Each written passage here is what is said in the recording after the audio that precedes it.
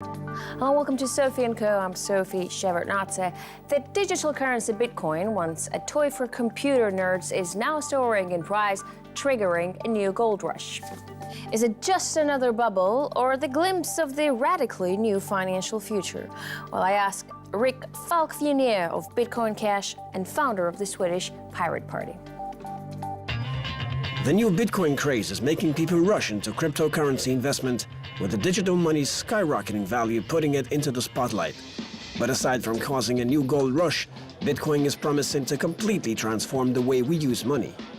What will peer-to-peer money exchange do to the global banking system? What role will the world's governments be left with when Bitcoin goes global? And can it overcome its unstable nature to bring about a radical financial revolution? Rick Falk-Vignère, welcome to the show. It's really great to have you on our program. Now, you predicted Bitcoin's thousand-fold increase back in 2011, and indeed, from $1 in February 2011, hit a record high of almost $7,880 last week, then had a plunge and is back up again now. Why does it keep growing, and is there any price limit for Bitcoin? Yes, there is a price limit for Bitcoin and cryptocurrency.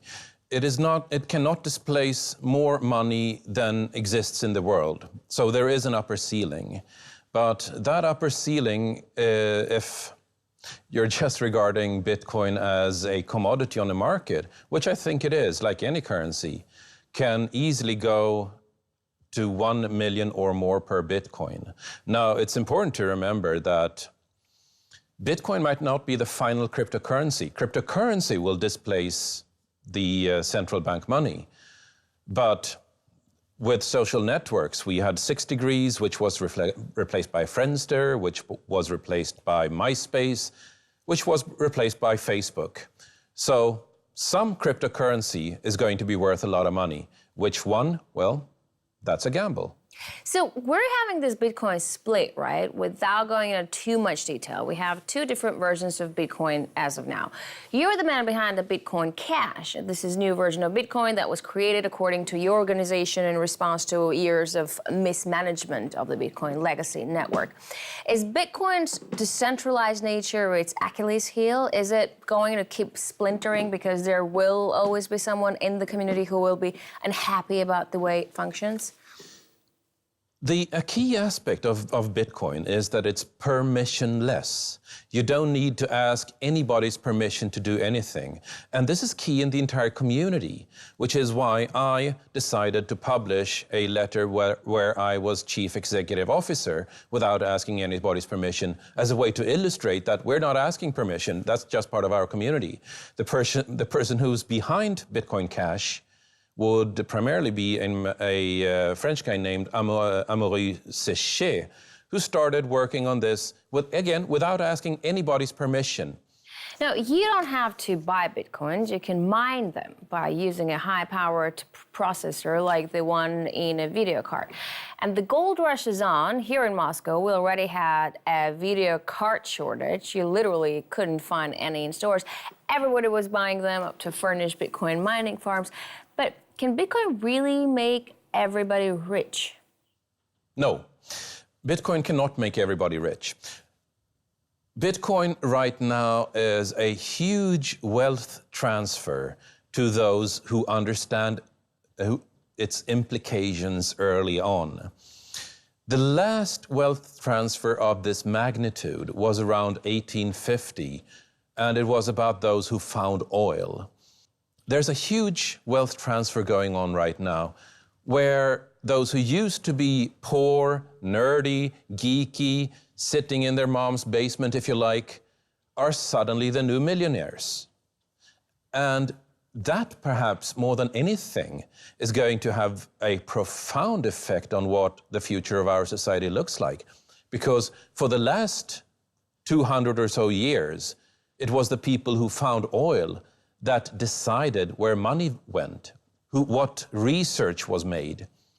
And when the geeks and nerds are sitting on that money and deciding what research gets made, it's not going to be a better diesel engine.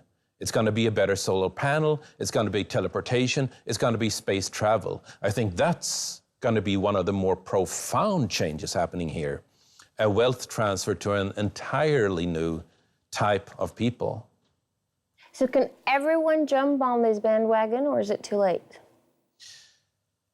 Well, it comes and goes. I mean, I can't give financial advice, but if cryptocurrency fulfills its promise, and there is no indication it wouldn't, then the equivalent of one Bitcoin needs to be in the $2 to $5 million range.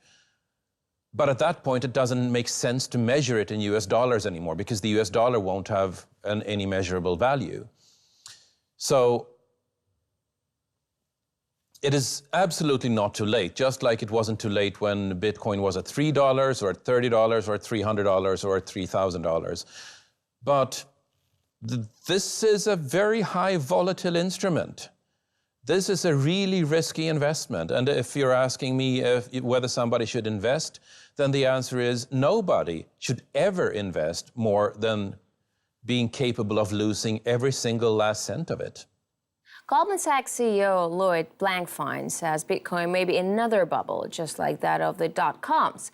And JP Morgan's Chase CEO Jamie Dimon compares cryptocurrency to the Dutch 17th century tulip mania. Don't these men have a point? I mean, a bubble forms when there's public ignorance, and with Bitcoin, most people have a vague idea of what it is and how it works. I think you absolutely have a point that most people don't really understand what Bitcoin is. It is peer-to-peer electronic money. That means I have a phone here. I can use that phone to transfer money to a nearby phone or to a phone on the other side of the planet. The transfer is instant, it is practically free. Nobody gets to decide whether I can make that transaction or not, including financial authorities. And that in itself will mean a financial revolution. This is an extinction-level event for banks. Banks will no longer be a necessary middleman. And that's, more than anything, why I believe that this is the future of finance. Rick, anonymity makes Bitcoin obviously very popular, but it also enables crime. Just remember the notorious WannaCry ransomware attack this May. This can potentially make governments restrict Bitcoin trade substantially, and that would cause a drastic slump in its value. Do you think cryptocurrency can partially sacrifice its anonymity to ward off shady users? It is more traceable than any money that came before it, because every single unit of Bitcoin is traceable through its entire monetary history, through anonymous accounts, but once you de-anonymize one account, you can start unraveling where the transactions go. The second part of that question, which is more interesting, is that Bitcoin is a peer-to-peer currency. A peer-to-peer technology means that there's no middleman. Governments have been trying to stop peer-to-peer technologies since Napster, and they have been as completely unsuccessful as anybody could possibly be in that. So I don't see them being able to stop peer-to-peer currency either. Which leads me to the last observation, that since there is no middleman, there is nobody giving permission. When I'm buying a bottle of water with a credit card, somewhere in the background is a bank giving me permission to buy a bottle of water with a credit card. And that is a horrifying thought, because that means that the bank can also deny me permission to buy a bottle of water. Nobody thinks of this, but it's there. With Bitcoin, this is not true. There is nobody needing to give permission in the background. There is nobody who gets to say no to a transaction. No money can be forced. No money can be seized. And here's the big problem for governments in the future. Taxes can no longer be forced. I get all the 3 points that you've said. Like before, you said it's traceable. With WannaCry, we know where the ransom money is going, but the accounts themselves are anonymous. But if we know that there is an account with ransom money extorted from ordinary users in it, shouldn't we have the ability to freeze an account and take it back? No. Why should you? I mean, doesn't it bother you that here you are working on a new invention, a beautiful, convenient currency, and people use it to pay for child pornography or to order a hit on someone? Actually, they use the US dollar for that. And yet I never heard somebody arguing against the existence of the US dollar with that argument.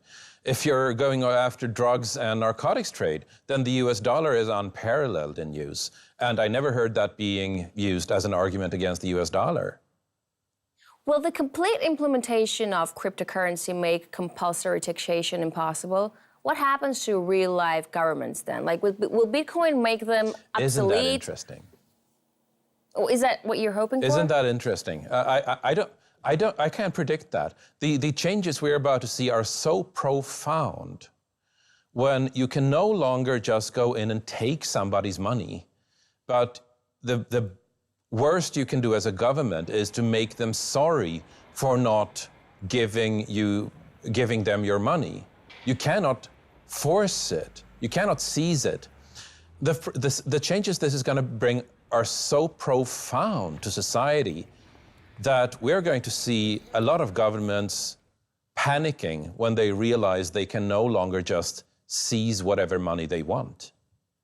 We'll take a short break right now, and when we're back, we'll continue discussing what's behind the meteoric rise of Bitcoin with Rik Falk-Vigne, founder of the Swedish Pirate Party and cryptocurrency evangelist. Stay with us.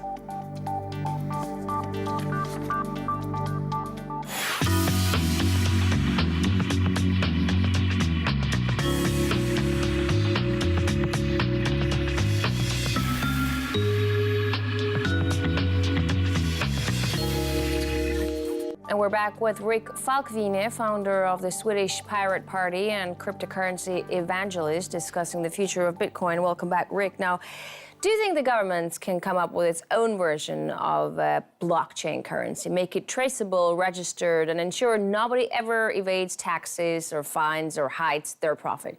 I know banks are trying those. Citigroup, for instance, is definitely doing it right now. There are governments trying, there are banks trying. There was this sort of mantra or cliche last year and the year before last that it's not about Bitcoin, it's about the underlying innovation of Bitcoin called the blockchain, which is a solution to a really hard problem. As in essentially, how do you make sure that a lot of people are agreeing on everybody's account balances? Because there's obviously an interest in somebody saying that, no, I have more money, and everybody else needs to not agree with that. Governments and banks don't really think in this way. Banks think that they can start a blockchain technology and then issue more money down the road. Governments think that they can start a blockchain currency and issue more money down the road. But the whole point of a blockchain technology is that you are trusting in the mathematics and not in the issuer. In this way, a blockchain currency versus a central bank currency is a lot like open source software versus proprietary software like Apple Mac OS or Microsoft Windows.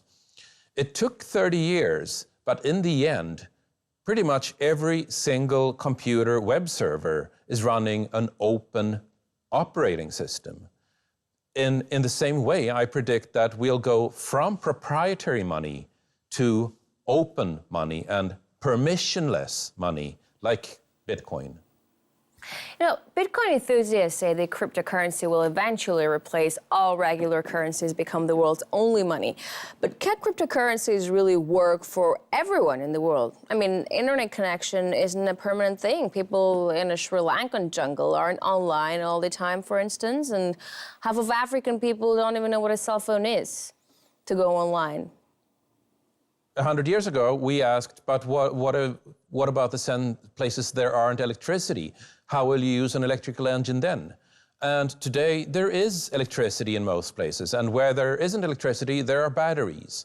There are some specialized cases when you go camping, when you go hiking, when you go survival training, that you don't have electricity or internet the way you take for granted. But overall, I don't see it as a long-term concern. that you won't have access to the internet, because just as we speak, there's a network of satellites being planned to put the internet on every spot on the globe. A top Deutsche Bank strategist says the current monetary system is too unstable and prone to high inflation, so that it's doomed to fail. Will cryptocurrency fill in the vacuum if that is so? I mean, how will it change banking? I think you're spot on there. The European Central Bank used to print 80 billion euros per month, just propping up a gigantic bubble happening right now. It doesn't do that anymore. It just prints 60 billion euros per month. The US Federal Reserve was printing trillions of dollars, inflating the money supply. We know how this ends. Once a government starts printing money to pay off its own debt, the story doesn't have a happy ending anymore. It just doesn't. History is brutal on this point. So cryptocurrency doesn't really need to replace the US dollar, replace the euro. It just needs to survive while those behemoths collapse under their own weight. And that, when it happens, it's going to go fast. So will the widespread use of cryptocurrency while promising a new level of liberty actually discriminate older generations? I mean, it won't be easy for older folks to get used to this complicated digital stuff, right? Will it disadvantage them in the end? It isn't. It is complicated. It is too complicated. It is not usable enough. It is not usable enough at all. And I agree that this has always been something of a problem, that in the 1920s, when households were electrified, there was a training curve where older folks were being shut out from all these new electrical appliances because they had to relearn so much. When computers arrived, it was the same thing. When smartphones arrived, it was the same thing. There's always a problem where a younger generation needs to take responsibility for, if you like, introducing the elders to the ongoing changes of society. Fortunately, there's usually somebody in every family who does that. But the concern is absolutely valid. The first time Bitcoin was used to pay for a real service, it cost a user 10,000 Bitcoins to get 2 pizzas. Now, Yes. that is worth Yes. $70 Very million, expensive pizzas. right? I mean, $35 million per pizza. I wonder if that man really wishes he'd cooked at home. Cash is backed by theoretically gold or the government's ability to pay debt. Where do all these insane values come from in Bitcoin? What's backing a Bitcoin? Like any commodity, it has value because of 2 simple characteristics. It is useful and it is scarce, meaning that there's not an infinite supply of it. It is useful because I can use it to transfer value to Malaysia on a Sunday without anybody interfering with that transmission. And it's finite because there's only ever going to be about 21 million Bitcoin. Those 2 things make it valuable. Not that it's backed by a government, because it isn't. You know, there have been In many... that way, it's kind of like gold. There have been many cases of Bitcoin theft. With this latest BTCE's case, we have a suspect accused of stealing indeed. tens of millions of dollars worth of Bitcoins. Is it not really safe to keep your investments in it? I mean, considering that the hype about its rising value surely attracts hackers like flies to honey. Bitcoin has that problem. I mean, it's really hard to store your Bitcoin securely. It is a really hard problem that has not been solved. Some of the best solutions involved specialized hardware that you keep on your wrist. Some other solutions involve opening up a laptop and taking out the Wi-Fi circuits, making sure it cannot ever connect to the internet and so be infiltrated from the outside. This is hard today, but it is going to become usable. These are really hard problems, and everybody in this community knows that whomever solves it first is going to become really rich, as in insanely rich.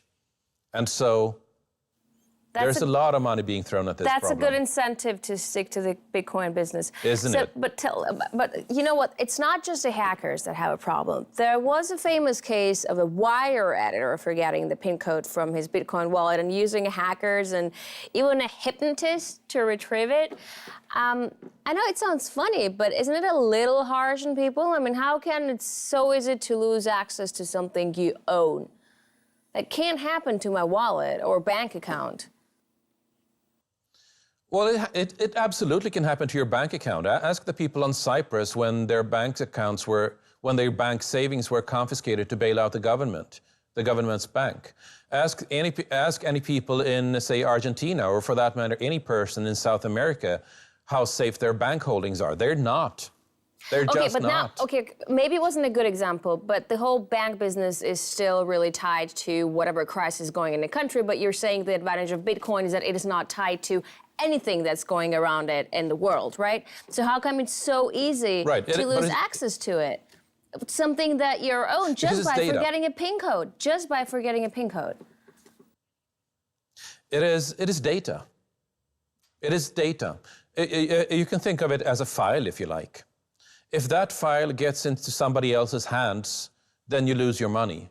If the hard drive with that file on it gets destroyed or corrupted or just dies, then you lose your money, which is why this problem is so hard, which is also why a lot of people are working on it. But Bitcoin and cryptocurrencies are just in their infancy. This problem is going to get solved, just like every single technical problem before it that had so much promise but hadn't yet hit usability. We were there with streaming video for 10 years before YouTube hit in 2006. We were there with blogging for 10 years before WordPress and Typepad hit. We were there for about 10 years with file sharing before Napster hit in 1999. These things take about 10 years before somebody hits the right usability key. And remember, this is a technology that was devised in 2009. It's possible that if we're looking at a possible mainstream breakthrough around 2019, 10 years from then that the company the company who makes this breakthrough has not even been founded yet.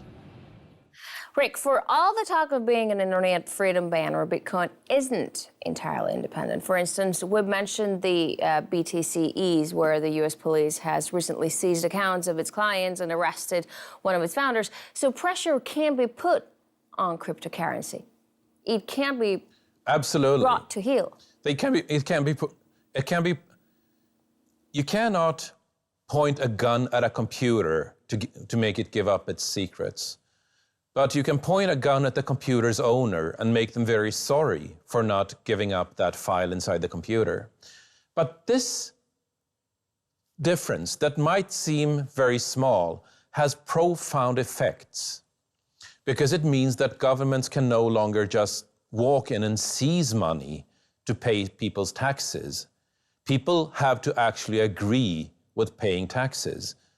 And that in itself is going to be profound when governments realize this.